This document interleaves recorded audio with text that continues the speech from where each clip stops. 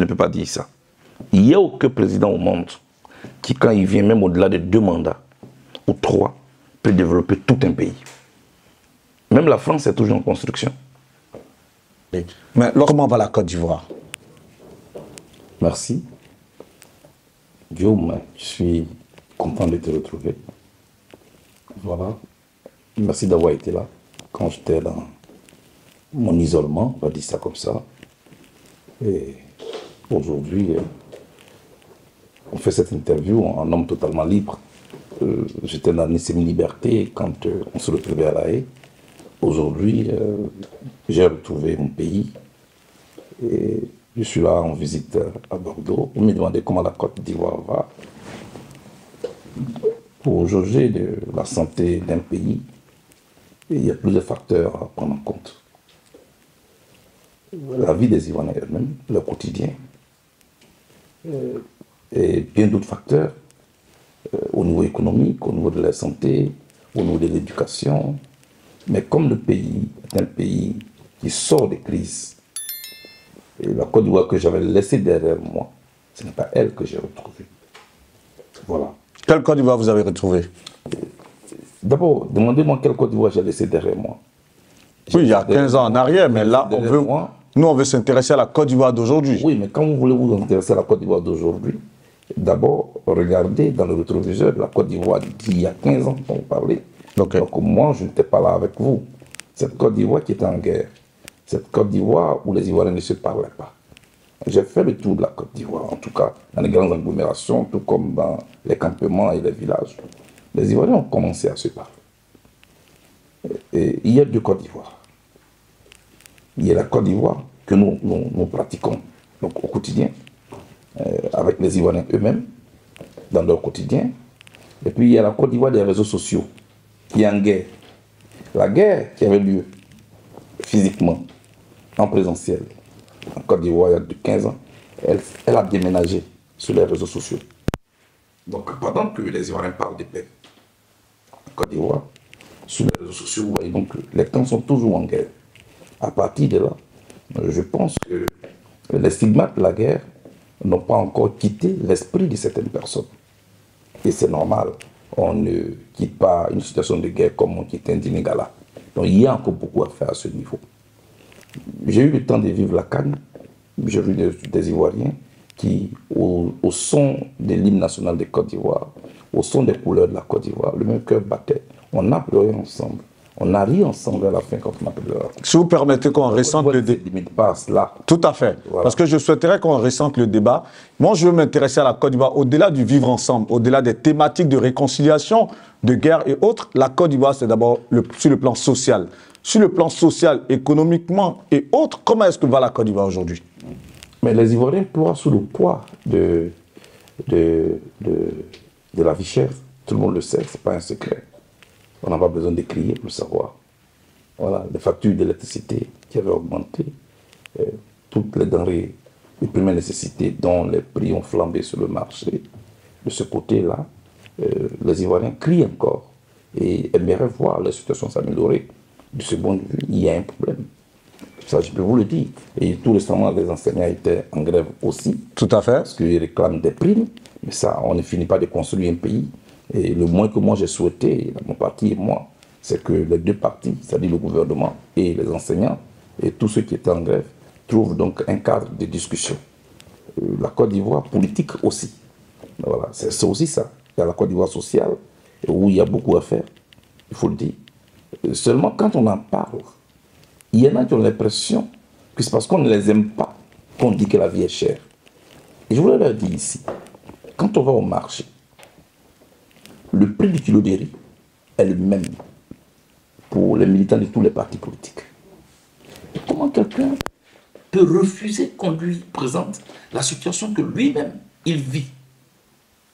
À partir de là, vous vous rendez compte qu'il n'y a plus d'opinion politique en Côte d'Ivoire. Il n'y a plus d'opinion publique en Côte d'Ivoire. L'opinion qui est une variable, qui apprécie les choses selon la nature. Mais cette transversalité, allez-y. Oui. Il y a des militants des partis politiques, les yeux fermés, ils sont avec leur leader, c'est tout. Quoi qu'ils fassent, quoi qu'ils disent, c'est un vrai problème pour la Côte d'Ivoire. On est dans une double dictature. Parce que les opposants disent qu'on vit une dictature du parti au pouvoir. Mais eux-mêmes, vous allez voir qu'ils n'acceptent même pas qu'on contredise leur leader. Alors vous vous demandez, ils sont dans l'opposition, ils refusent la contradiction, ils refusent le débat contradictoire, ils sont allergiques à la critique. Et le jour où on leur met les moyens de l'État dans les mains, qu'est-ce que nous devient? Outre ces contradictions, moi je vais prendre deux images par rapport au développement. Là, ça c'est la Côte d'Ivoire en termes de développement. Parce que lorsqu'on voit ce contraste entre Abidjan, où il y a tous les ponts, je me rappelle l'une de vos visites à Soubré, au sud des terres battues carrément, vous avez dit, vous voyez là, et vous avez fait cette analyse. Et encore hier, le président du PDCI RDA, Tidjane Thiam, qui s'étonne de voir aujourd'hui, en 2025, dans des villages où des tables vendent à ciel ouvert. En 2024. En 2024. Bon, on est à l'orée 2025. Je vais un peu plus vite parce que 2025, c'est ce qui est dans la tête de tout le monde. Je sais que vous êtes pressé. Merci. On va y arriver, merci. En 2024 encore, on a des tables bancs, des écoles à ciel ouvert.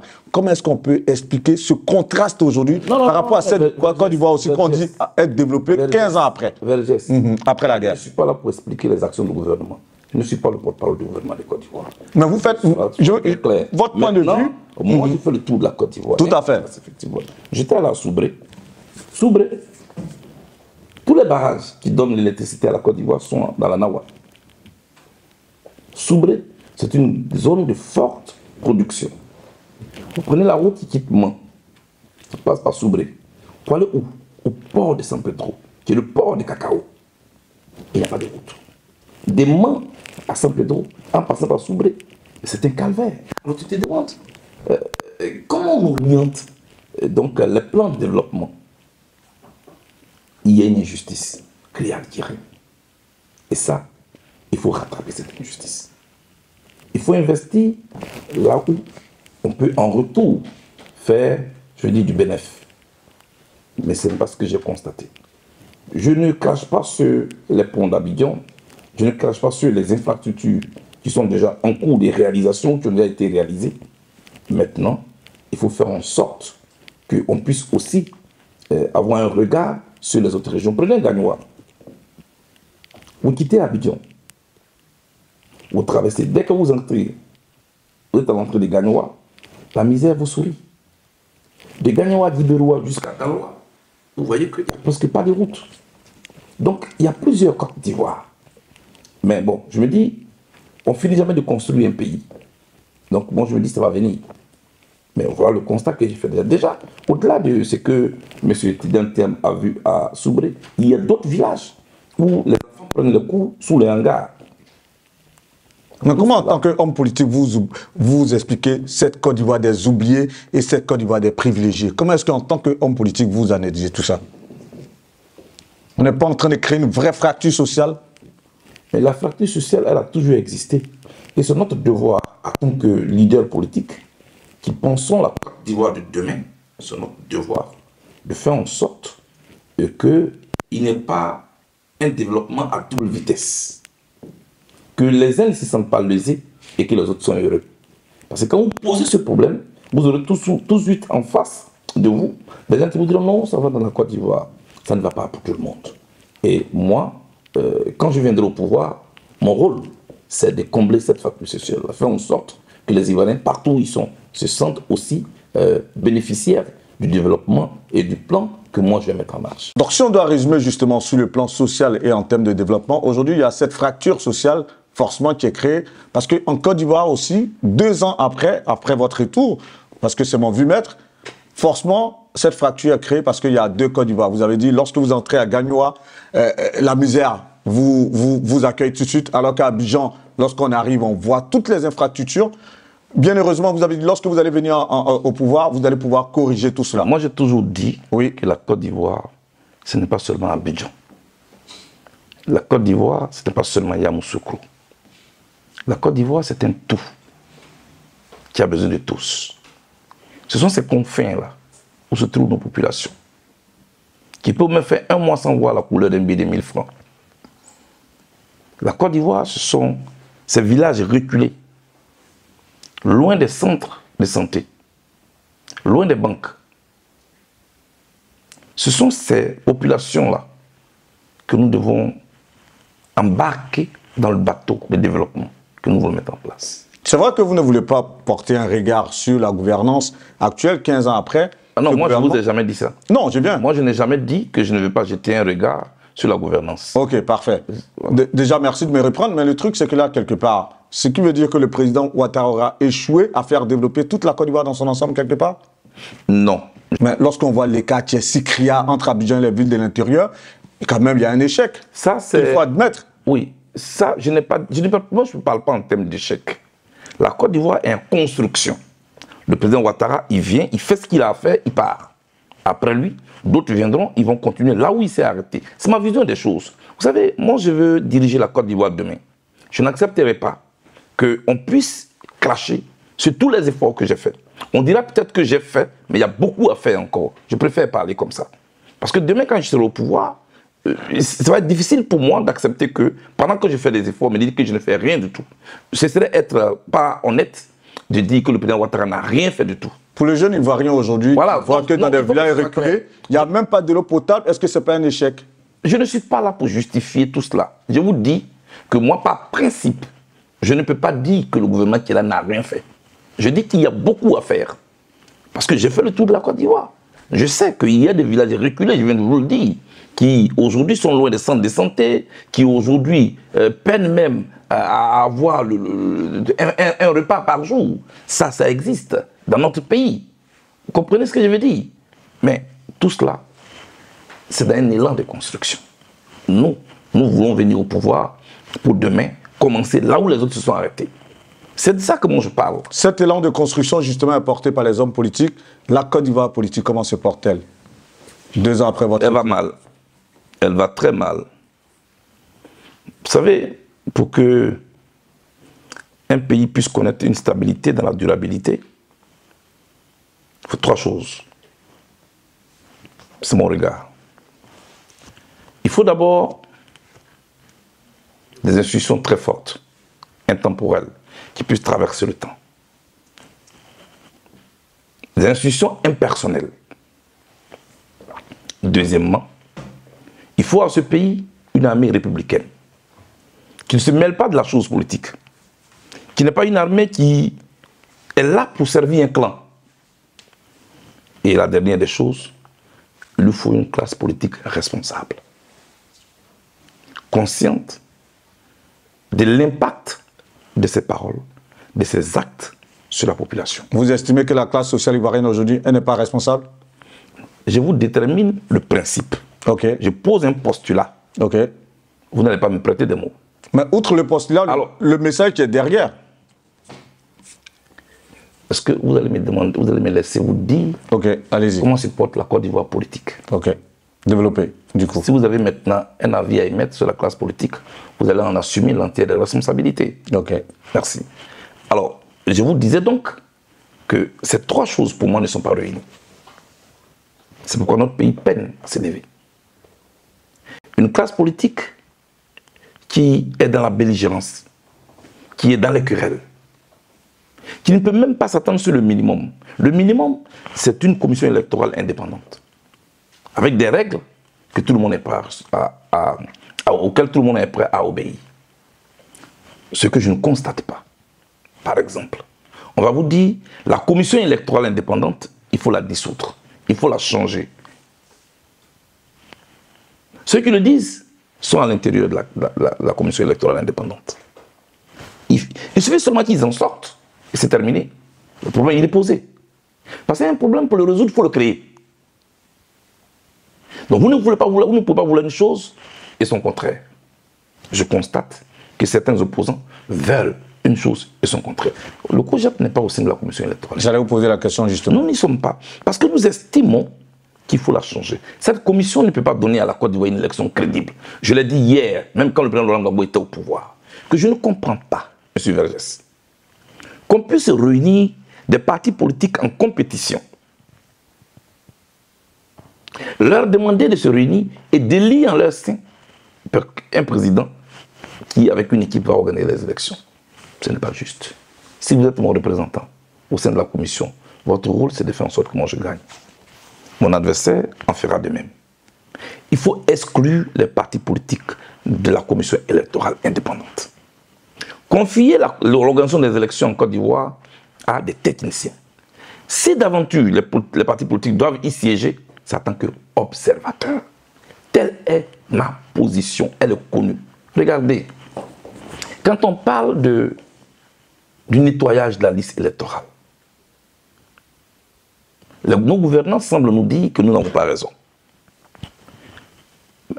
Il y a un député, l'honorable Assali Timoko, que je vais citer ici, qui nous dit, devant les caméras, qu'il a les preuves qu'il y a des personnes qui sont sur la liste électorale de manière frauduleuse et qui n'y ont pas droit, et qu'il a les preuves. Et qu'il a saisi le procureur de Tia Salé, qui lui a dit ne pouvoir rien faire sans l'accord du procureur de Yopougon. Monsieur Assalé, l'honorable Assalé, s'est levé, il est allé voir le procureur de Yopougon, qui lui a dit, je ne peux rien faire sans le ministre de la Justice. Il est allé porter l'affaire devant le ministre de la Justice. Jusqu'à aujourd'hui, il n'y a pas de réaction. Ceux qui fraudent notre nationalité, ceux qui fraudent leur présence sur notre liste électorale, s'il n'y a pas de sanctions, à qui ça profite? Après, on est surpris que des gens fraudent notre passeport, que des gens fraudent notre pièce nationale d'identité, alors que là, il y a un problème qui est posé. Lorsque vous parlez là, je vois les germes d'une déflagration qui est en vue. Est-ce que vous avez ce sentiment-là? Moi, j'ai peur pour 2025. Parce que les acteurs ne veulent pas d'un jeu avec des règles bien déterminées. Chacun veut se servir de la commission électorale pour gagner. Ce n'est pas juste. Il faut une commission qui puisse retourner aux Ivoiriens le choix qu'ils ont fait dans les urnes. Pour convaincre les Ivoiriens, ce n'est pas difficile. Il faut juste leur présenter un projet de société qui puisse prendre en compte leurs préoccupations, leur quotidien, leur dire quelles sont les solutions que nous proposons pour leur santé, pour l'éducation de leurs enfants, pour leur quotidien. C'est de ça qu'il s'agit. Et au vu de l'analyse qu'ils feront des différents projets des candidats, il faut un choix clair. Quand on dit à 20 h, on donne le résultat. Le gagnant est connu à 20 h. Voilà ce qu'il faut faire. Vu qu'on parle de la commission électorale indépendante, justement, le président de la CEI a fait une sortie, et là ça colle à l'actualité, où il disait, parce qu'aujourd'hui le débat au niveau de la révision de la liste électorale, justement, tourne autour de la non-inscription du nom du président Laurent Gbagbo. Et il disait, je cite, « Je n'ai aucun intérêt à ce que son nom ne soit pas inscrit, d'autant plus que c'est une liste que j'ai reçue du ministère de la Justice qui l'exclut. » Votre commentaire là-dessus, vu qu'on parle de la commission électorale indépendante? Moi, je n'ai aucun commentaire à faire dessus. Vous ne pensez pas que ce débat sur la non-inscription, sur le fait que le nom du président Laurent Gbagbo ne soit pas inscrit, cristallise un peu les regards et qu'on se détourne un peu des vraies réalités par rapport à cette révision? On a la possibilité d'éviter tout ça. On a la possibilité d'éviter tout ça. Pour vous, comment éviter tout ça, justement? Moi qui vous parle. Parce que souvent, quand vous donnez la liste de ceux qui ne sont pas inscrits sur la liste électorale, vous omettez mon nom. Peut-être parce que vous n'en parlez pas trop, peut-être. Moi, je n'ai pas besoin d'en parler. Est-ce que moi, j'ai besoin de souligner une injustice que moi, je vis pour que vous la donniez? Quand vous dites que vous êtes un combattant et que vous dénoncez les injustices et que vous êtes là pour combattre, pour rétablir ce qui est, on n'a pas besoin que celui qui est victime de cette injustice en parle. Vous en parlez vous-même. C'est comme ça qu'on reconnaît le combattant, n'est-ce pas? Tout à fait. N'est-il pas vrai que je suis condamné à 20 ans? N'est-il pas vrai que nous étions 4 à avoir eu un mandat d'arrêt contre nous, de la CPI, le président Gbagbo, l'ex-première dame Simone Gbagbo, le général de Goblet et moi-même. La première dame Simone Gbagbo est amnistiée, le président Gbagbo est gracié, le général de Goblet est gracié, sauf moi. Le nom du président Gbagbo est radié de la liste électorale, moi aussi, je suis radié de la liste électorale, Guillaume Soro est radié de la liste électorale. Il ne s'agit pas d'aimer ou de ne pas aimer quelqu'un, ce sont des faits. On ne triche pas avec les faits. Donc pour vous, il y a des commentaires à géométrie variable. Ce que je veux vous dire, oui, c'est que je pense que le président de la République de Côte d'Ivoire, le président Ouattara, a tout le pouvoir qu'il faut pour qu'on tourne la page. Je l'ai déjà dit, je voulais encore le répéter ici. La Côte d'Ivoire vient de loin. Notre pays vient de loin. Nous avons vécu des décennies de crise. Pourquoi? Pourquoi on doit encore avoir des gens qui sont radiés de la liste électorale? Les mêmes causes-là produisent les mêmes effets. Les effets, là, nous les connaissons tous. Ce sont les Ivoiriens qui en souffrent. Moi, je demande au président Ouattara de faire en sorte de prendre une décision forte pour qu'on puisse éviter aux Ivoiriens toute cette pression. Je n'ai pas dit forcément une guerre, mais c'est une pression inutile qui va faire que, s'il fait ce geste à la veille des élections, vous savez qu'on ira aux élections sans pression. Mais pour vous, il ne faut pas que l'annonce d'une élection ressemble à l'annonce d'une guerre. Les élections ne doivent pas faire peur en Côte d'Ivoire. Ça doit être un jeu. Je lance cet appel encore. Vous l'avez déjà toujours. Je lance cet appel. Et je ne finirai jamais de lancer cet appel. Ok. Regardez, on me prend. Et c'est le gouvernement de Côte d'Ivoire qui me remet en 2014 à la Cour pénale internationale. Oui, parce que, selon eux, les juridictions de la Côte d'Ivoire n'étaient pas encore habilitées à me garantir un procès équitable relativement à la crise post-électorale. Ma responsabilité devait être située. La Cour pénale internationale m'acquitte en première instance, après 6 ans de procès. Le procureur de la CPI fait appel. L'affaire est donc conduite devant la chambre d'appel de la Cour pénale internationale. Il s'avère que le président de la chambre d'appel de la Cour pénale internationale est en même temps le président de la CPI, le président en exercice. Donc je suis acquitté en première instance avec le président Gbagbo. Ensuite, on est conduit devant la chambre d'appel. La chambre d'appel confirme le 31 mars 2021 notre acquittement relativement à la crise post-électorale.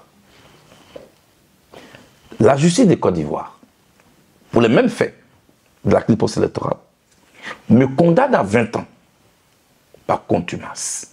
Là encore, il y a un débat.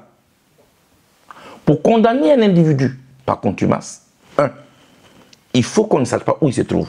Or, le gouvernement de Côte d'Ivoire, c'est lui qui m'a amené dans la Cour pénale internationale, donc il sait où il me trouve. 2, il faut que je n'ai aucune raison valable qui explique mon absence à mon procès. Or, je ne pouvais pas en même temps être devant la Cour pénale internationale et en même temps être à Abidjan. Donc, j'avais une raison valable. Donc, la nullité ici de la condamnation par contumace. Mais tout cela, on file tout cela au pied. Deuxièmement, nebis indem, c'est une expression latine qui stipule que nul ne peut être poursuivi, ni jugé, ni condamné, ni puni pour les mêmes faits pour lesquels il a déjà été jugé et acquitté. On me parle de barrages. Vergès, vous avez suivi le procès là, non? Oui, je trouve. On parlait de quoi? On ne parlait pas de barrages. On parlait de tout cela là-bas. Vous voyez, c'est tout ce jeu trouble que je dis, c'est pas utile tout ça. Mais justement, vous n'avez... Et aujourd'hui, le président Gbagbo est radié de la liste électorale. Il faut le rétablir dans ses droits. Charles Blé Goudé, il faut le rétablir dans ses droits. Guillaume Soro a un problème avec son ancien partenaire, dont j'ignore les causes réelles. Ce que je demande, c'est qu'il y ait une réconciliation entre les deux. Il y a un temps pour se battre, il y a un temps pour parler paix. Moi, je souhaite que la Côte d'Ivoire voit tous ses enfants se retrouver.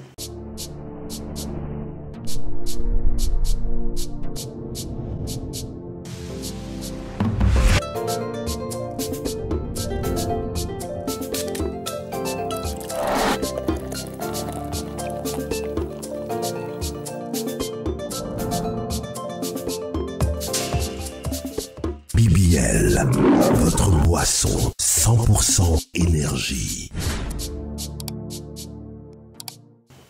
Et puis, qu'on organise une élection transparente, inclusive. Celui qui aura gagné, il va nous diriger. Mais moi, je sais que si une élection est ouverte en Côte d'Ivoire, je la gagne.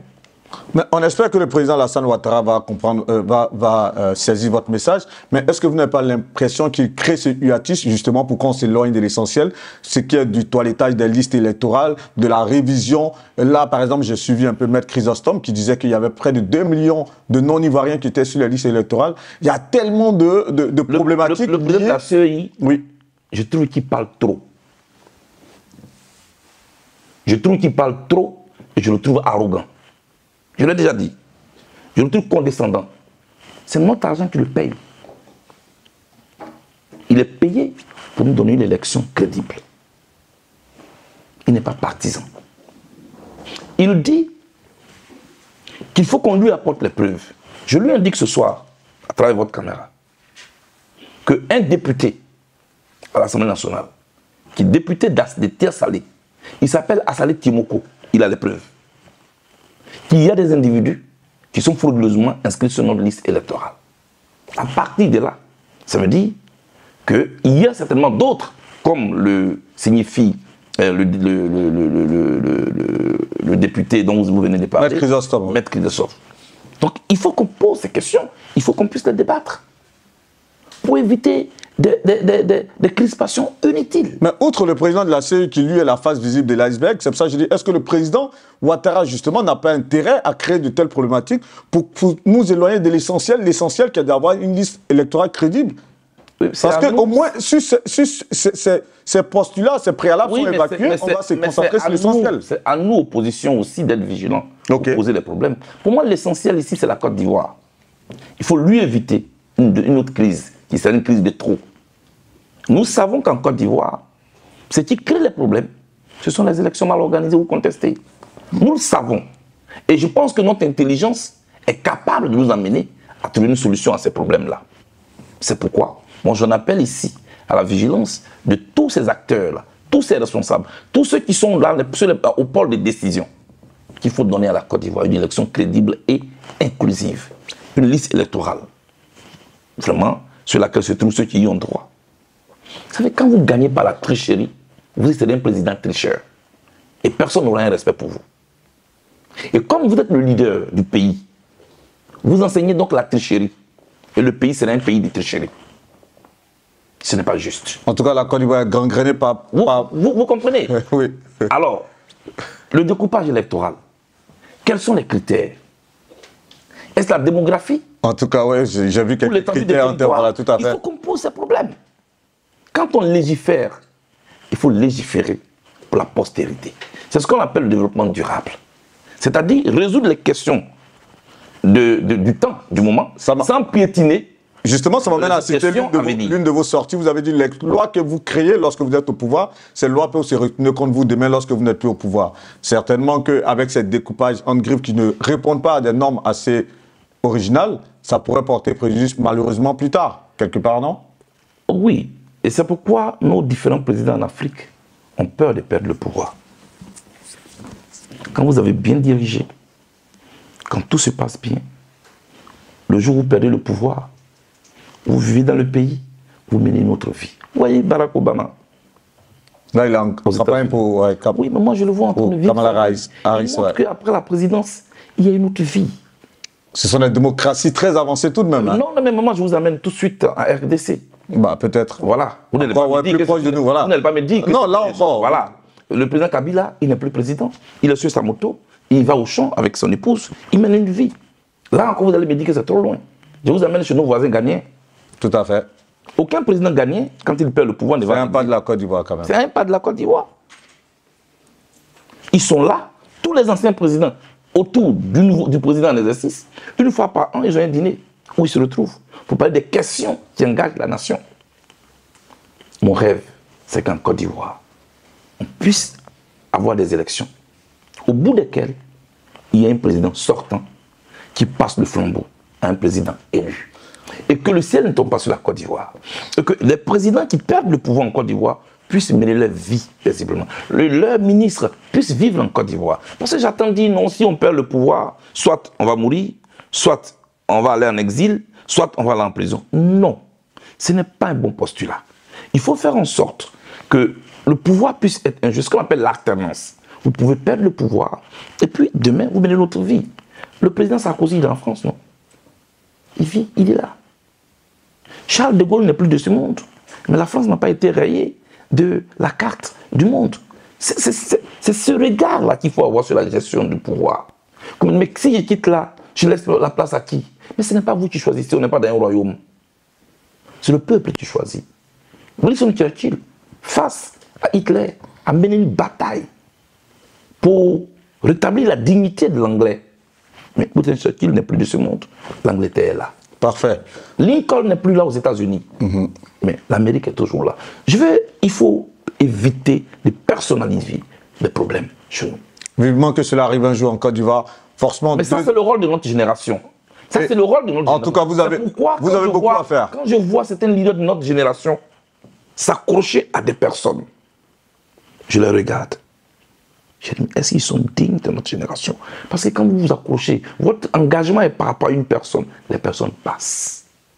Les hommes passent. Vous faites allusion à quelle génération, à quel leader de votre génération? Quand votre engagement est lié à des événements, les événements passent. Restez scotchés à une vision. Vous faites allusion à quel leader de votre génération? Vous citez quelques noms? Non. On en a fini de parler dans la généralité, et je pense que je parle à tout le monde pour que chacun de nous comprenne le rôle que nous avons à jouer. C'est à nous de faire de cette Côte d'Ivoire une Côte d'Ivoire démocratique. Il faut Boni s'est battu. Pour parler justement... Et il a eu des problèmes qu'il a réglés en son temps. Des problèmes relatifs à son époque. Après lui, il y a eu le président Bédié qui a réglé des problèmes liés à son époque. Après, il y a eu le président Gueye qui a assuré une transition. Et le pouvoir est revenu dans les mains des civils. Le président Gbagbo a dirigé selon les réalités de son époque. Aujourd'hui, c'est le président Gbagbo Ouattara qui dirige. Après, je parle, il est des passages. C'est ça qui est la vie. Et demain, d'autres personnes viendront diriger avec leurs idées. Voilà la Côte d'Ivoire dont moi je rêve. En tout cas, pour l'heure, en tout cas, 2 ans après votre retour en Côte d'Ivoire, le bilan n'est pas reluisant, malheureusement. Mais tout de même, 2 ans après, vous avez vécu des moments heureux. Ce retour, on va dire, je ne dirais pas triomphal, mais cette belle image dans la voiture qui vous accompagnait à Yopougon, à la place CP1. 2 ans après, parce que moi, je m'intéressais à cela, il y a eu quand même des moments très heureux tout de même par rapport à ce retour en Côte d'Ivoire. Est-ce que vous pouvez nous les faire partager? Avant qu'on les décrypte maintenant, qu'on rentre dans le vif de l'interview. Parce que là, on va aller thématique par thématique. Ce n'est pas 2 ans après mon retour, mais peut-être, parce que j'ai quitté la Côte d'Ivoire en 2011. Nous sommes en 2000. Là, moi, je parle de 2022-2024. Non, mais 2 ans de présence. J'ai quitté la Côte d'Ivoire en 2011. Nous sommes aujourd'hui en 2000. En octobre 2024. Voilà, ça fait 13 ans. OK. 13 ans après, ce que je constate, la Côte d'Ivoire politique avec ses conflits, la Côte d'Ivoire politique avec ses vengeances qui sont ruminées, n'est pas encore finie. Elle est là. Et vous avez dit, vous avez peur. Il faut maintenant travailler parce qu'on ne puisse pas mettre le feu aux poudres. Pour le faire, nous allons nous asseoir pour discuter, poser les problèmes, même ceux qui fâchent. Voilà d'abord avant qu'on parle des moments de joie et ce que moi je souhaite. Maintenant, pour revenir à cette voiture dont vous parlez, mais écoutez, le 26 novembre 2022, sous une pluie battante, j'ai foulé le sol de Yopougon. D'abord l'aéroport, j'étais content d'embrasser ce sol de mes ancêtres. C'était avec beaucoup d'émotion. Je faisais un saut dans le vide, parce que j'étais condamné à 20 ans, je ne savais pas ce qui m'attendait. Les militaires avaient pris d'assaut l'aéroport, c'était nombreux. Je ne savais pas quelle sauce allait être mangée, mais c'est ça aussi. J'aime bien affronter mon destin. Et puis de là, je suis parti à Yopougon, où un accueil chaleureux m'a été réservé par les Ivoiriens. Je voulais ici saisir votre micro pour leur dire merci. Et les Ivoiriens ont dit qu'ils ont peur de la pluie. C'est la première fois. Et ça, excusez-moi, tout orgueil mis à part, que je vois les Ivoiriens qui, au fur et à mesure qu'il pleut, sortent de la maison, bravent la pluie. Je n'ai pas dit qu'ils goûtaient. Il pleuvait des corps. Mais on l'a suivi en direct, donc je voyais les corps de pluie. C'était comme des fourmis qui sortaient des terres. C'était beau à voir. Ce que je peux leur dire ce soir, en me réservant cet accueil-là, ils étaient en train d'accueillir leur futur président. Là, ils ne se sont pas trompés. Tôt ou tard, je vais diriger ce pays. Et je vais améliorer leur quotidien.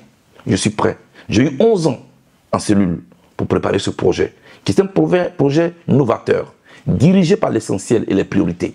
C'est ce que je vais faire. Parfait. Là, on va s'intéresser aux hommes politiques ivoiriens et forcément, cette thématique ne pouvait pas manquer. On va commencer par, tout à l'heure, j'ai cité un peu les titres du journal Sud-Ouest qui disait « L'un des piliers de l'ancien régime, du régime de l'ancien président Laurent Gbagbo ». Et maintes fois, lorsqu'on a fait des interviews à l'AIE, vous nous avez reçus 6 fois. Et je voudrais encore vous dire merci. Vous avez dit « Je ne parle pas. Le président Laurent Gbagbo ne parle pas de moi, mais c'est moi qui parle de lui. » Ma première question par rapport à cette thématique, c'est pas quand même frustrant ou snobant de voir que vous parliez chaque fois d'une personne qui vous ignore royalement quelque part? C'est moi qui ai dit que Laurent Gbagbo est mon père. Il peut faire de moi tout ce qu'il veut. Moi, je n'ai pas le droit de faire de lui ce que je veux. Je suis africain, je le demeure. C'est pourquoi je ne parle pas de lui en public ou de nos relations publiques. On m'a posé cette question à maintes reprises. J'en parle toujours avec beaucoup d'émotion. Moi, je donne toute ma vie à Laurent Gbagbo et à son combat. Mais ça, c'est les relations seulement. Quand il y a un débat dans une relation, parce qu'il y a des hauts et des bas dans une relation, il faut savoir gérer ces périodes-là. Ne pas dire un mot de plus, ne pas poser un acte de trop. Parce que ça peut s'arranger un jour. Pour le reste, je n'ai pas trop de commentaires à faire. Parfait. Pour cette relation, si vous étiez éditeur, et je sais que vous êtes écrivain, vous écrivez beaucoup, vous allez sortir votre prochain ouvrage, qu'un auteur viendrait vous présenter 2 ouvrages. Il vous dit, le premier livre, il est intitulé « Mon dernier combat pour Laurent Gbagbo ». Il vous présente un deuxième livre, « Comment est-ce que Charles Blé Goudé a trahi Laurent Gbagbo ». Vous allez éditer lequel des livres? Aucun. Je me bats pour la Côte d'Ivoire. Je n'ai pas accepté que les fils de notre pays prennent des armes, sous prétexte qu'ils sont fâchés, et viennent attaquer un régime démocratiquement élu, dirigé par un homme de gauche pour qui j'ai beaucoup d'admiration, le président Laurent Gbagbo. Je n'ai pas accepté hier, je ne l'acceptais pas. Je me suis engagé, j'ai fait ce que j'avais à faire. Moi, je ne suis pas un mercenaire à qui on doit être redevable. Je me bats parce que je crois à une cause que j'ai défendue jusque dans les méandres de la CPI. Ma vie était engagée sur les lèvres d'un juge. Je n'ai pas tremblé. Vous savez ma fierté? La Cour pénale internationale ne s'est pas servie de moi pour condamner Laurent Gbagbo parce que je n'ai pas tremblé. C'est ma fierté qui est là. Mais lorsque je parle de dernier combat, oui, allez-y, dites-moi. Voilà. Donc on ne va pas réduire mon combat que j'ai mené à des éditions d'un livre par-ci par-là. Vous savez, les gens parlent, ils ne savent pas de quoi ils parlent. Il y en a qui ne sont même pas qualifiés pour parler des rapports entre le président Laurent Gbagbo et moi. Ils n'ont pas fini de têter politiquement. Je les retourne au sein politique. La vie n'est pas aussi simple que vous croyez. Comprenez? Nous nous sommes battus. Après, nous, d'autres vont se battre. Il faut respecter les efforts des autres. Il faut respecter la douleur des autres. Et demain, on respectera votre douleur. Mais ça, je pense que... Maintenant, est-ce que je vais éditer un livre? J'ai dit, je n'éditerai ni l'un ni l'autre. Là, on l'a bien compris. Voilà. Mais lorsque je parle de combat, votre dernier combat, vous avez mené le combat auprès du président Laurent Gbagbo. Est-ce que vous n'avez pas l'impression qu'aujourd'hui, ce combat, il est quelque part inachevé? Je n'ai pas de commentaires à faire là-dessus. Pour d'aucuns, ce combat, il est inachevé, d'autant plus qu'aujourd'hui, ses partisans veulent le voir briguer un dernier mandat. Et ils auraient aimé voir Charles Blé Goudé à ses côtés. C'est tout le problème, par exemple, que ces partisans vous reprochent. Est-ce que c'est en m'insultant, en me traitant de celui qui a trahi une lutte, que je vais venir à leur côté? Je viens de la Cour pénale internationale. Mais outre leurs avis, leurs opinions... Je viens de la Cour pénale internationale. Je n'étais pas là en vacances. Youm. J'étais allé, que parmi tous les lieutenants de président Gbagbo et ses collaborateurs, la Cour pénale internationale a fait un tri. Pour moi, c'est parce qu'ils ont estimé que j'ai fait mon travail, bien fait mon travail auprès de mon patron, qu'ils m'ont amené à la Cour pénale internationale. Je reviens de là avec une belle victoire. Mais une très belle victoire. Parce que ne va pas à la Cour pénale internationale pour en revenir qui veut. Cette belle victoire, j'ai mal qu'elle a envie d'être, elle est en train d'être gâchée. J'aurais voulu qu'on célèbre cette victoire pour toute l'Afrique. Toute l'Afrique était derrière nous. Des gens qui ne nous ont jamais vus étaient derrière nous. On a fini par claniser cette victoire. Et quand j'en parle, je peux vous l'avouer, j'ai très mal. Mais bon, c'est la vie politique. Je ne vais pas pleurer là-dessus. Je continue mon chemin. Voilà ce que je peux vous dire. Je comprends que ça arrache les émotions. Maintenant, bon, c'est normal que les partisans veulent que leur champion puisse remplir. Ça, je ne peux pas leur enlever ce droit-là. Voilà. Pourquoi vous voulez forcément m'associer à ça? Non, outre cela, mais parce que justement, c'est pour ça que je vous ai dit tout à l'heure. À quoi est-ce que sur ce sujet, je vois que vous n'êtes pas prêt à renoncer, je veux dire, à cette liberté que vous avez eue, au fait que vous avez constitué aujourd'hui votre parti politique, qui forcément reste une force pour vous. Vous en parlez chaque fois, ces jeunes se sont battus pour vous, ils vous ont attendu. Mais est-ce que vous ne seriez pas prêt aujourd'hui à renoncer, comme d'autres partis l'ont fait pour se fondre au PPACI, pour renoncer à votre parti un temps soit peu pour accompagner votre champion? Quel parti qui a renoncé? On a vu des partis comme l'UNG qui ont rejoint le PPACI, enfin, je dis ça comme ça au vif, mais quelque part certains partis. Mais et vous, justement, qui êtes le lieutenant sûr du président Laurent Gbagbo, vous n'êtes pas prêt à renoncer à cela aujourd'hui pour les rejoindre, pour ce dernier combat, pour cet ultime combat? Guillaume Vergès, j'ai dit que je n'ai pas de commentaires à faire sur ça. Je ne veux pas parler de tout cela. je vais tourner cette page. Je ne veux pas parler de tout cela. Parce qu'aujourd'hui, les gens ne réfléchissent plus. Voilà. Les gens, la raison a disparu. Et les gens sont prêts à faire votre bûcher. Ils attendent le moindre mot pour vous traiter de ce que vous... Moi, je me suis battu pour être moi-même. Est-ce que vous savez ça? Oui, franchement. Vous avez fait votre chemin? Est-ce que vous savez que moi, je me suis battu pour être moi-même? Oui, on le sait, vous avez tracé Mon votre chemin. dernier emprisonnement à la CPI, c'était le 11e emprisonnement. Ah, vous le savez? Je me suis toujours battu pour ma liberté et pour les causes. Donc il y a des choses que je n'accepte pas.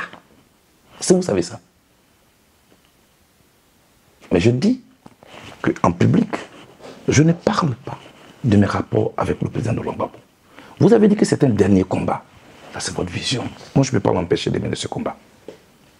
D'accord? Et je n'ai pas d'avis à émettre sur ça. Parce que je sais ce qu'il m'attend. Voilà ce que moi, je vais vous dire. S'il y a quelque chose à dire, le temps viendra où je le dirai. Et je trouverai la tribune pour le dire. Ce n'est pas sur des plateaux. Tout ce que je peux dire, quand on était en prison, on était... 2. Vous l'avez toujours dit, oui. Regardez-moi encore. Quand on était en prison, on était 2. Quand on a dit notre nom sur la liste en tant qu'homme de gauche, nous sommes 2. Quand on nous condamne à 20 ans, nous sommes 2. Quand on croupissait à la CPI, quand on ne savait pas à quel sein se vouer, on était 2. Quand on écoutait le juge de la CPI, sur les lèvres de qui se trouvait notre vie, on était 2.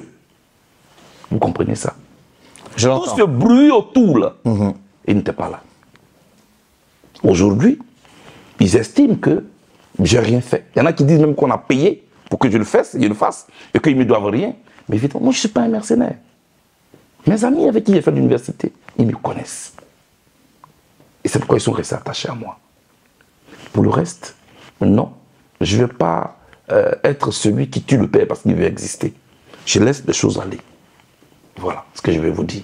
On va pas aller plus loin sur la thématique, même si on va la refermer dans d'autres démembrements. On a vu la dernière sortie de Bourgi, sur laquelle vous avez fait une sortie très colérique. Je vais dire ça comme ça, vous étiez très en colère, avec des mots incisifs, parce que justement, votre mentor était normalement cité. Cette colère que vous avez ruminée, ce n'était pas un amour inavoué que vous avez tué? Non, mon amour n'est pas inavoué. Moi, j'aime le président Gbagbo. Je ne l'aime pas quand il est en liberté, quand tout va chez lui. Il y en a qui l'aiment quand ça ne va pas, c'est là que moi je sors. C'est ça qu'on appelle le guerrier.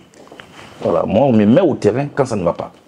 Et là, quand j'ai écouté ce monsieur, je l'ai dit hier, je le répète encore. Parce que je viens encore de lire une de ces lettres qu'il a publiées et qu'il dit avoir écrit au président Gbagbo. Je dis à tous les Africains que ce monsieur est dangereux. Quelqu'un qui vient devant vous, pour vous faire plaisir, qui vous dira, oh oui, hier, j'ai eu une réunion secrète avec tel monsieur il y a des années, il m'a envoyé prendre des mallettes, après le président Chirac m'a dit ceci, après le président Sarkozy m'a dit cela. Même dans la lettre qu'il vient d'écrire, il révèle des choses. Qu'il a organisé des réunions, des contacts entre le président Gbagbo et Sarkozy à tel ou tel endroit. Ça peut vous faire plaisir. Demain, il dira à d'autres personnes ce qu'il a fait avec vous. Il faut s'éloigner de telles personnes.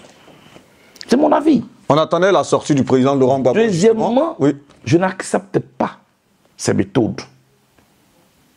Ces méthodes mafieuses. De faire chanter nos présidents africains. C'est ça. Vous voulez qu'on vous laisse en paix, payer telle somme. Et il est fier de le dire. Ce monsieur doit être arrêté. Je suis surpris que les Africains n'ont pas encore réagi à ça. Il est dangereux. Je le répète ici. C'est ce qui a soulevé ma colère. Vous ne pouvez pas dire les pays africains sont pauvres. Nous allons les aider. Et puis après, vous passez par derrière. Vous leur prenez des milliards que vous allez donner à des candidats, à des élections. Ce n'est pas juste. C'est cela que je dénonce. Et il faut maintenant que ça s'arrête. Et ça, c'est l'affaire de notre génération. En tout cas, vous avez beaucoup à faire. Justement, on attendait la sortie du président Laurent Gbagbo sur cette affaire de Robert Bourgi, et je pense qu'il en a eu l'occasion. Comment est-ce que vous avez trouvé sa sortie Lorsqu'il dit oui, j'assume, oui, le truc de Chirac, il a donné les milliards, il en a déjà parlé dans les livres qu'il a sortis, il a assumé ouvertement et après il a balayé un peu quelque part du revers de la main. Comment est-ce que vous avez vu sa sortie?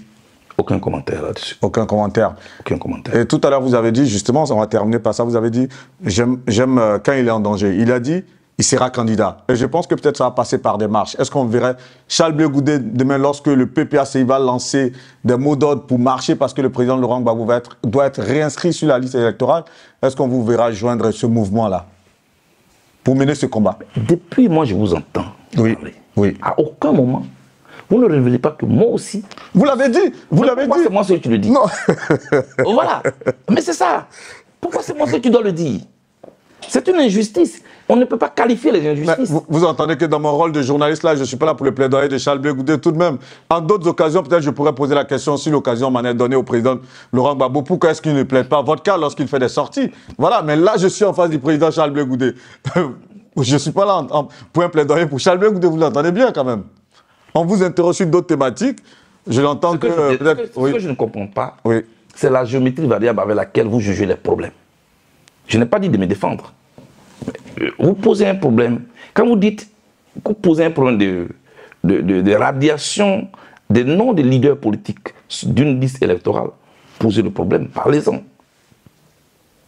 Nous sommes 3 leaders dont les noms ne sont pas sur la liste électorale.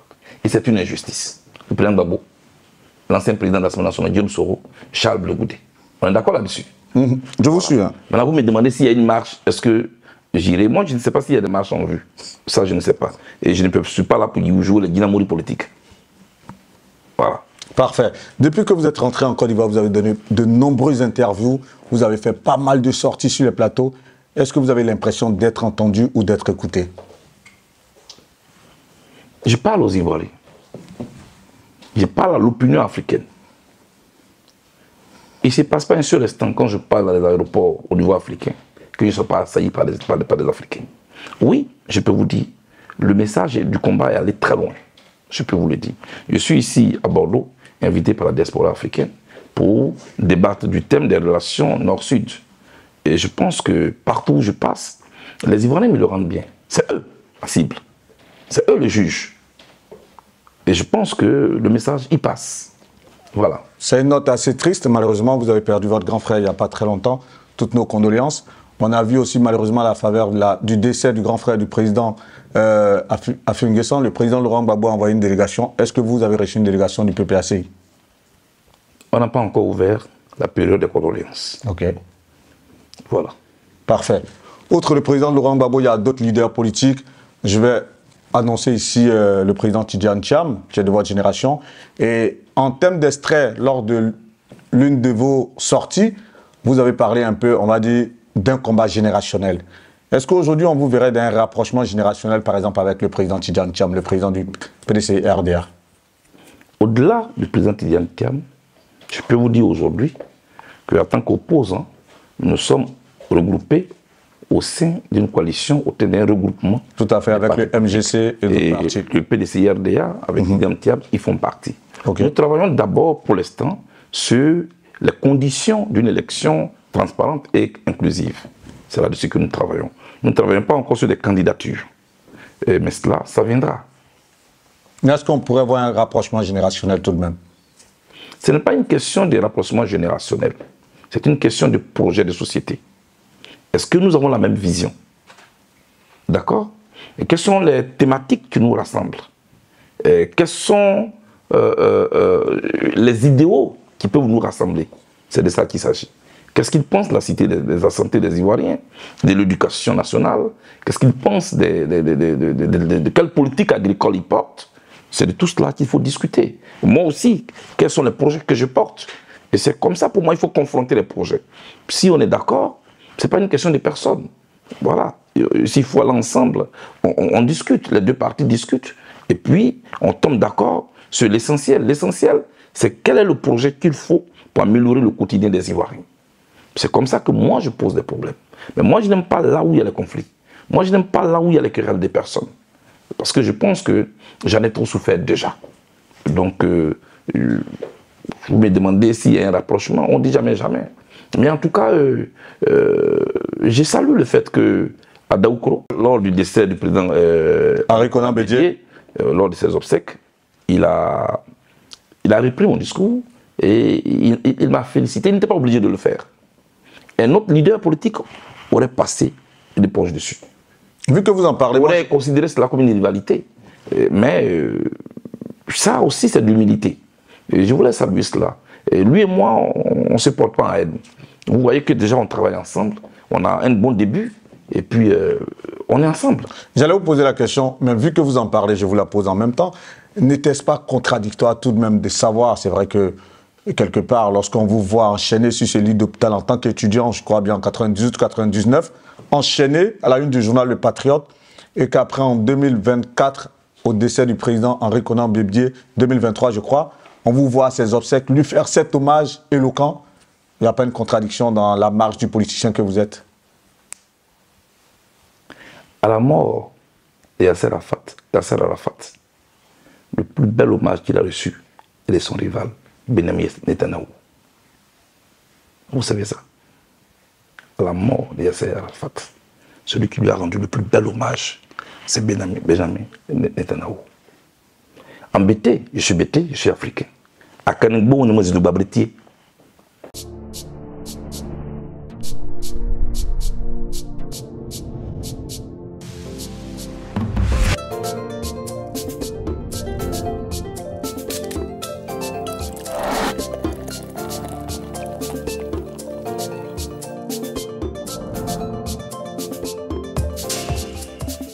BBL, votre boisson 100% énergie. À Kanigbo, on est de Babretier. C'est-à-dire mon ennemi, mon adversaire, je ne te souhaite pas la mort. La mort rassemble.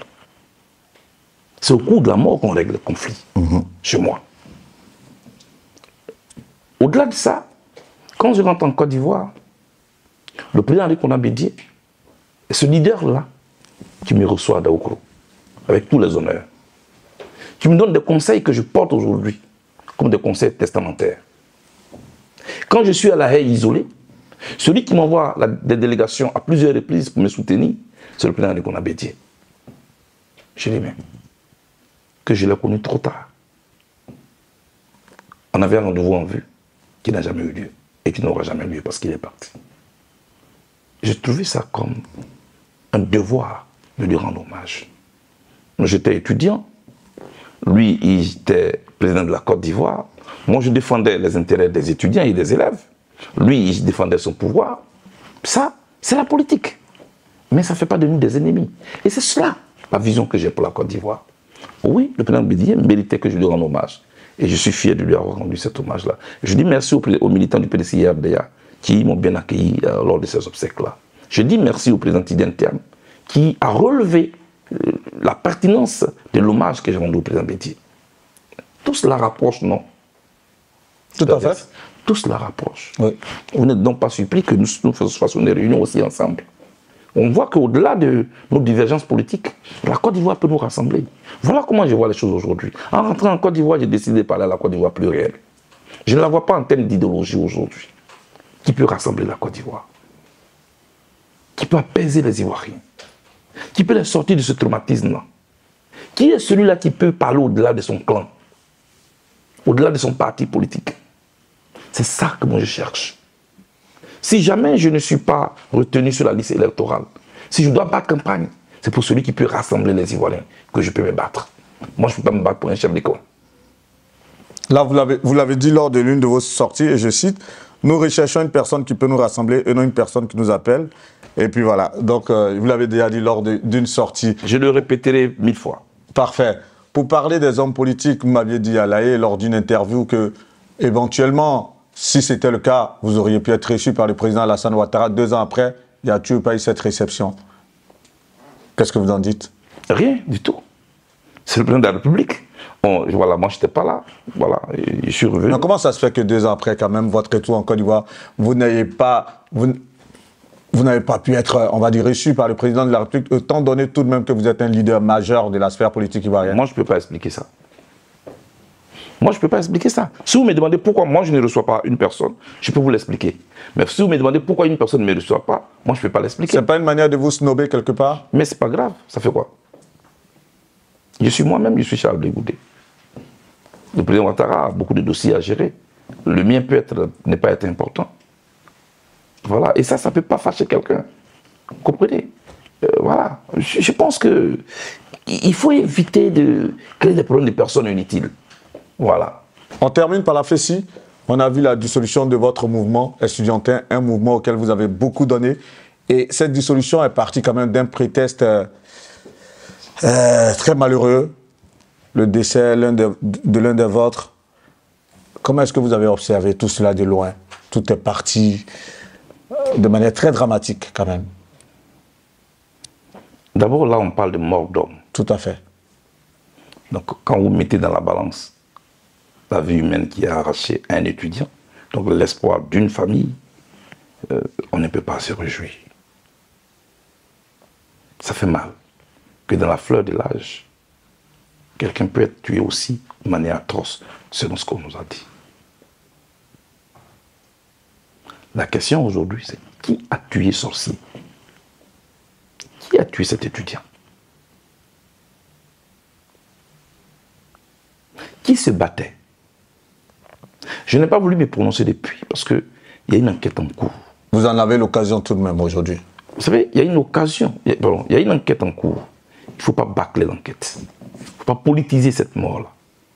Il faut qu'on se calme tous, qu'on laisse le procureur aller jusqu'au bout de son enquête et qu'il vienne nous dire qui est l'assassin. Parce qu'on peut avoir l'assassin dont la clameur publique parle et l'assassin que la justice trouvera. C'est pourquoi, depuis, je me tiens loin de ce dossier-là, qui est en instruction. Mais ce qui me choque, c'est que la justice ne s'est pas encore prononcée, qu'il y en a qui ont déjà trouvé le coupable. Je viens de la Cour pénale internationale. Et que la FESI c'est qu'une enquête. Il y a eu la dissolution de la FESI. Non, il y a eu la dissolution de tout le mouvement étudiant. Voilà, et les étudiants ont été chassés des cités universitaires. Et quelque part, on avait l'impression qu'on attendait un prétexte pour faire un nettoyage dans le milieu estudiantin quelque part, non? Moi, je peux pas. Ça ne paraît pas assez grotesque? Je ne peux pas accuser de cette façon. Seulement, je me pose des questions. Je vous dis que je viens de la Cour pénale internationale. J'ai beaucoup appris dans cette cour. Quand ce qui est un dossier judiciaire, un individu est assassiné. Il y a des suspects qui, jusqu'à preuve du contraire, bénéficient de la présomption d'innocence. Jusqu'à ce que l'enquête aboutisse, que le droit soit dit et que le juge prononce la condamnation sur la base des pièces qu'il a reçues. Quand une enquête est en cours, par rapport à un événement qui a eu lieu, un crime qui a été perpétré dans un environnement donné, sur un territoire, un périmètre donné, ça veut dire qu'on peut avoir des témoins dans ce périmètre. L'assassin peut même être dans ce périmètre. Mais quand, le lendemain, vous chassez les étudiants de ce périmètre, ceux qui occupent les chambres de manière illégale, c'est ce qui a été dit, et qui sont censés être des étudiants de la FESI, laquelle FESI est soupçonnée d'être à la base de ce crime. Vous êtes en train d'éloigner les probables témoins, les probables assassins du lieu du crime. Vous bâclez l'enquête. Voilà les interrogations qui me fourmillent. La question, c'est qui a tué cet étudiant? Il ne faut pas qu'on aille dans tous les sens. J'attends beaucoup de choses. Les gens sont même allés chercher une ancienne vidéo de moi, au forum de l'Université d'Abidjan, quand j'étais encore à la tête du mouvement étudiant, parce qu'ils voulaient forcément nous associer, nous tous là, nous diaboliser. Oui, la FESI a créé, qu'est-ce qu'ils ont dit Des monstres. Des monstres. Vous voyez, la guerre des machettes, enfin tous les clichés négatifs. Voilà. Et on veut nous complexer. Personne ne peut me complexer. Moi, je suis fier d'être un fessiste. La FESI m'a formé. Et la FESI a formé des cadres qui servent aujourd'hui la République. Quand les gens parlent, qu'ils fassent attention. Qu'ils regardent juste autour d'eux. Ils disent que la FESI a formé des monstres. Le chef de cabinet du président de la République de Côte d'Ivoire, l'ambassadeur Kolo Tsaï, nous, la FESI, on appelle l'enfant mystère. Il était le secrétaire général de la FESI à l'ENS. C'est un monstre. Il est le chef des cabinets du président de la République de Côte d'Ivoire. C'est un pur produit de la FECI. Il est RHDP. Est-ce que c'est un monstre? C'est un monstre. Quelqu'un qui est le chef des cabinets du président de la République de la Côte d'Ivoire. Je vous le dis. Peut-être que vous ne faites pas assez la promotion de ces réussites. Moi, je n'ai pas encore fini. Non, allez-y. Maître Meïté Aboulaye, avocat de l'État de Côte d'Ivoire, le RHDP, il est avocat. Il est avocat de l'État. C'est un ancien fessiste. Le discours dont ils sont allés prendre la vidéo qu'ils ont montrée sur les réseaux sociaux, le jour où je partais à cette assemblée générale de la FECI, celui qui me conduisait, il s'appelle Maître Meïté Aboulaye. Parce que nous, on n'avait rien. Mais lui, il prenait la voiture de son père pour de temps en temps me conduire amicalement. C'est pourquoi on est liés, lui et moi. Blaise Guiraou, il est RHDP, le vice-président du Conseil économique et social. Est-ce que c'est un voyou? Karamko Yayoro, le conseiller spécial à la primature de Côte d'Ivoire, c'est un RHDP. Est-ce que c'est un voyou? Pour ne citer que ceux-là. Maître Gounod Jean-Serge, c'est un produit pur de la FECI. Vous avez vu ses interventions à la Cour pénale internationale. Est-ce que c'est un voyou? Maître Zokou Seri, avec qui j'étais au bâtiment E à l'Université de Yopougon, il est avocat au barreau de Bruxelles. Est-ce que c'est un voyou?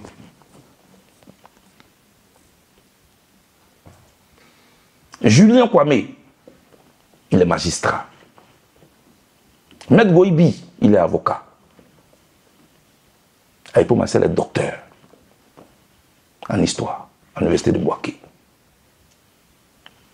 Il y a un problème qui est posé. Je suis Charles Blegoudé. Je suis titulaire d'un DSS en communication politique. Titulaire d'un MBA en RSE, attendez, responsabilité sociétale de l'entreprise. C'est moi, il est un voyou. Pas énerver les gens.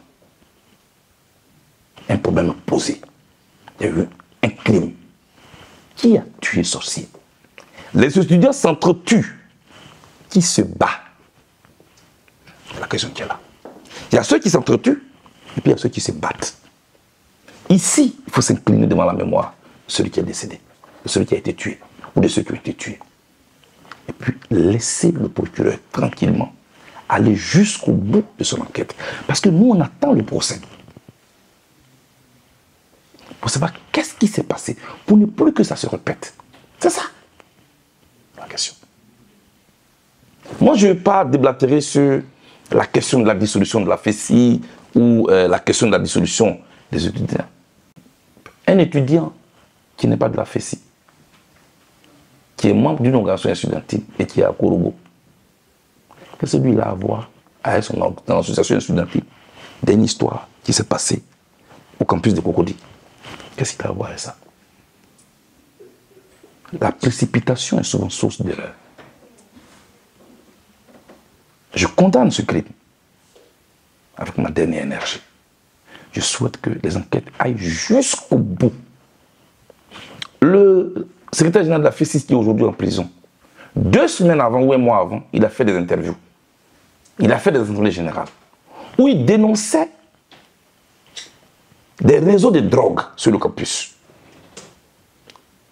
qui étaient entretenus par un élu du pouvoir. Il a dit, la vidéo existe. Qui est cet élu-là? Il faut interroger Sié Kambou pour qu'il parle. On veut être situé. Moi, je n'ai pas envie d'être sali. Qui est cet élu proche du pouvoir? Il dit c'est un député. Mais il est aux mains de la police. Interroge-le. Nous, on veut savoir. Qu'est-ce qui se passe? Il dit qu'il y a un système mafieux entretenu par des hommes politiques au sein de l'université. Qui sont ces hommes? Qui a tué sorcier? Qui a tué sorcier? La question reste posée. On va terminer cette interview rapidement par votre mouvement politique. C'est votre instrument de lutte, le COJEP. Aujourd'hui, c'est clair que vous en êtes très fiers. J'ai vu votre dernière convention, je crois bien, à Yamoussoukro. Et tous les militants sont venus un peu de partout. Vous prévoyez aussi la vague bleue au mois de novembre par rapport à vos 2 ans de retour en Côte d'Ivoire. C'est un mouvement, en tout cas, c'est un événement que vous attendez avec ferveur. Le COJEP aujourd'hui, c'est toute votre fierté, en toute honnêteté. Mais la question que je voulais poser lors de cette dernière convention à Yamoussoukro, on s'attendait à voir Charles Blegoudé investi candidat. ce qui n'a pas été le cas. Cette partie, elle a été remise pour quand? D'abord, c'était une rentrée politique. Tout à fait. Je savais que j'allais me mélanger un peu les thèmes par rapport à ça. Nous sommes à 1 an de la présidentielle. OK. Nous sommes aujourd'hui le 25 octobre 2024. C'est ça. Et si je considère que les élections ont toujours lieu en Côte d'Ivoire le 22 octobre, cela dit, dans 1 an, on va aux élections. Je vais juste vous dire quelque chose. Nous sommes au Sénégal.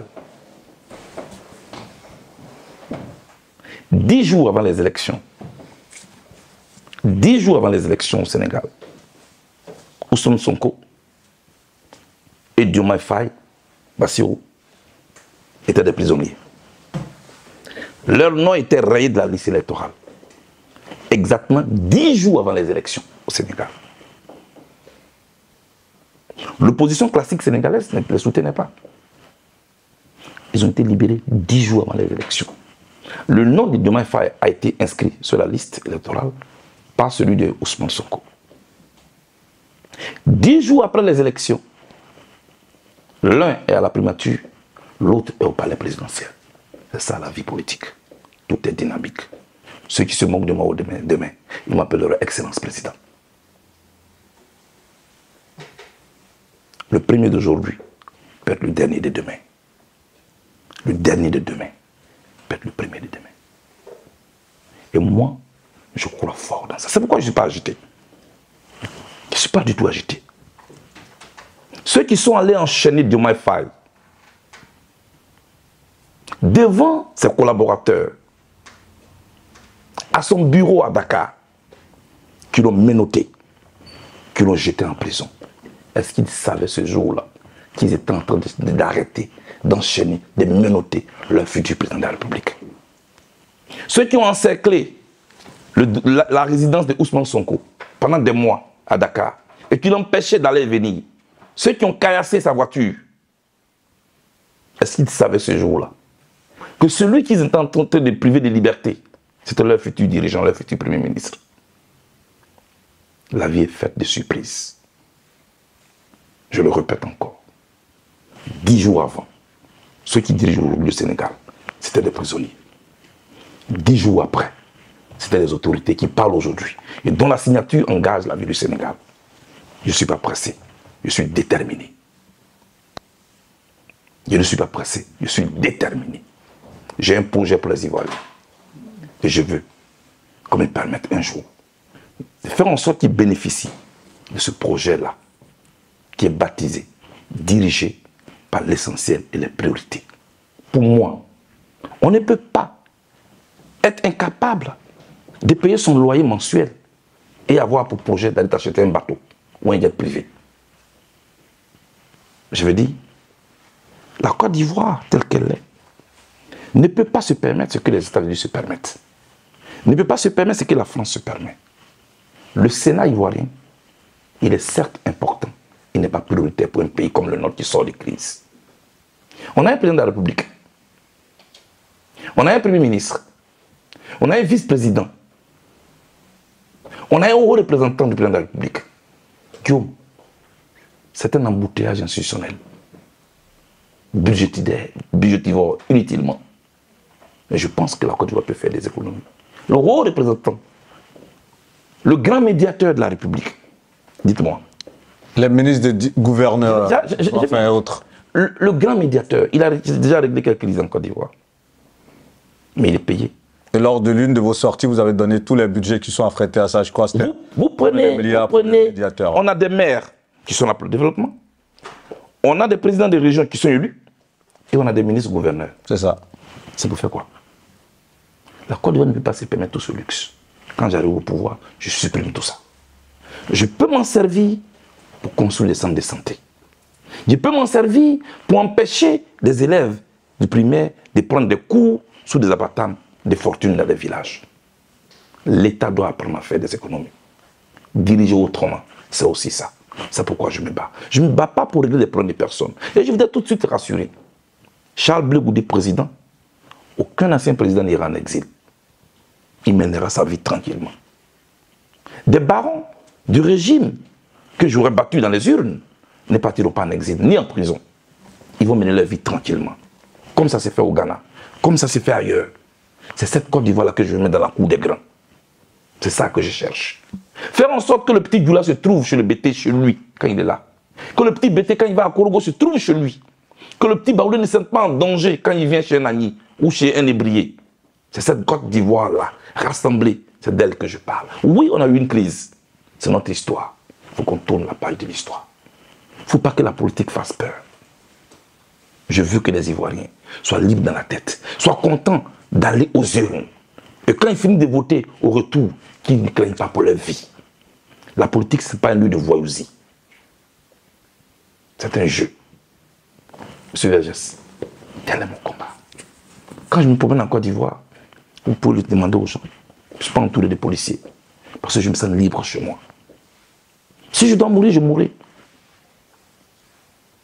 Mais je me bats pour mon pays. Je veux rassembler les Ivoiriens nouveaux. C'est pourquoi là où on parle des clans, moi je ne suis pas là. Demain, je serai heureux que des jeunes Doula, des jeunes Baoulé, des jeunes Agni, des jeunes Atié soient autour de moi. Déjà dans mon bureau, vous le verrez comme ça. La Côte d'Ivoire en miniature est déjà rassemblée autour de moi. C'est pourquoi toutes les questions que vous me posez sur des querelles inutiles, je ne m'en occupe pas du tout. J'ai fini de faire ce que j'avais à faire. J'ai été emprisonné à La Haye, jusque dans les griffes de la Cour pénale internationale. Là où on va et puis on dit on ne vient pas, j'y suis allé. Ma première prise de parole était une prophétie. Méfiez-vous de ma bouche. Ce qui sort d'ici est béni. C'est cette même bouche que j'ai prise à la CPI. J'ai dit au procureur, on m'a dit que quand on ne vient pas ici, on ne repart pas. Je vous informe que je repartirai. Je suis reparti en Côte d'Ivoire, pas par orgueil, mais parce que je suis dans une logique de cohérence quand je parle. Je ne veux pas me servir de mon leadership pour écraser les autres. Je veux que mon leadership puisse impacter positivement, rassembler les Ivoiriens. C'est vrai, oui, on a souffert, mais on peut vivre autrement aujourd'hui, en étant rassemblés. On peut développer la Côte d'Ivoire dans le respect de nos différences. Tout le monde n'est pas obligé d'être PPACI. Tout le monde n'est pas obligé d'être RHDP. Tout le monde n'est pas obligé d'être PDCI. Souffrez de nous accepter tels que nous sommes. Parce que nous ne sommes pas vous. Nous voulons être différents de vous. C'est pourquoi nous avons créé notre parti politique. Parfait. Cela aurait pu être votre dernière prise de parole, mais moi je vais vous poser une dernière question. Je voudrais déjà vous dire grand merci. Quelle image souhaiteriez-vous que l'opinion retienne de vous là du coup? Un garçon qui veut être lui-même. Moi, dès ma naissance et mes premiers cris, c'était des cris de douleur. Parce que ma mère est morte en couche. Toute ma vie est combat. Toute ma vie est combat. Le jour où après mon BPC, je reviens dans mon village, tout le monde est étonné de me voir. Parce que personne ne pensait que j'allais suivre mes cris.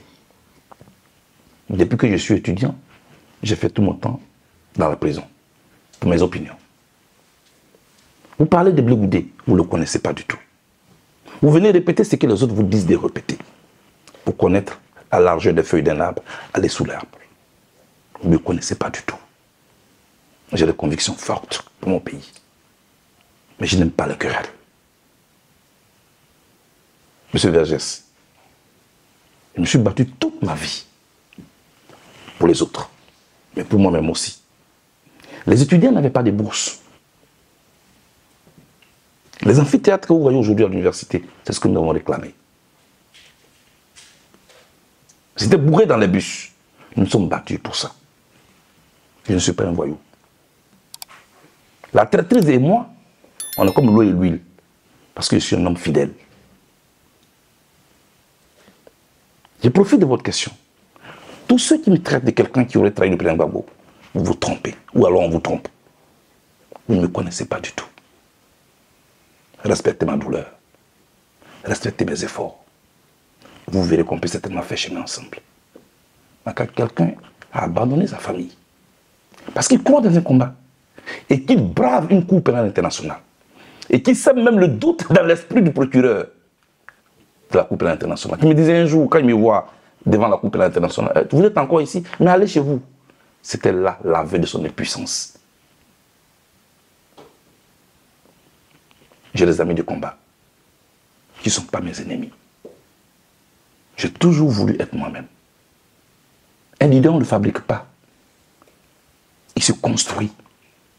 Une histoire de combat, on ne l'achète pas. Elle se construit. Je construis une partie de mon histoire avec les Ivoiriens. Je continue de la construire. Et je vais leur dire ici ce soir. Comme la question revient à chaque fois. C'est moi qui ai décidé que le président Gbagbo est mon père. Demain mon père. Mais même un père et son enfant ne sont pas toujours d'accord sur tous les sujets. Même à la maison, dans la famille biologique. Mais ce n'est pas pour ça qu'on va venir s'exposer sur la place publique. Quand vous parlez de moi, faites attention. Vous me blessez, je vous le dis. Je ne peux pas dire ça ne me dit rien. Vous me blessez. Et plus vous m'insultez, plus vous m'éloignez de vous. Parce qu'avant tout, voilà, j'ai des veines où coule le sang. C'est que vous ne pouvez pas accepter. Ne le faites pas aux autres. Est-ce que vous savez ce que j'ai ressenti quand j'étais seul à La Haye? Est-ce que vous savez? Quand vous êtes en prison avec un voisin et qu'il est parti, que vous restez là, vous ne savez même pas où donner de la tête. Est-ce que vous savez ce que j'ai ressenti? Qui allait m'aider à avoir un passeport? Comment j'allais rentrer en Côte d'Ivoire? À quelle sauce allait être mangée? Toutes ces questions étaient dans ma tête. J'ai dit merci aux Ivoiriens, de la diaspora, de Paris, de l'Allemagne, de l'Angleterre, des États-Unis, qui ont mis ce cordon de sécurité autour de moi. Grâce à eux, je n'ai pas pété le plan. Je suis en train de me reconstruire. On peut sortir des prisons et devenir fou. Dieu merci, j'ai gardé le Nord. Ne me poussez pas à bout. Je vous remercie.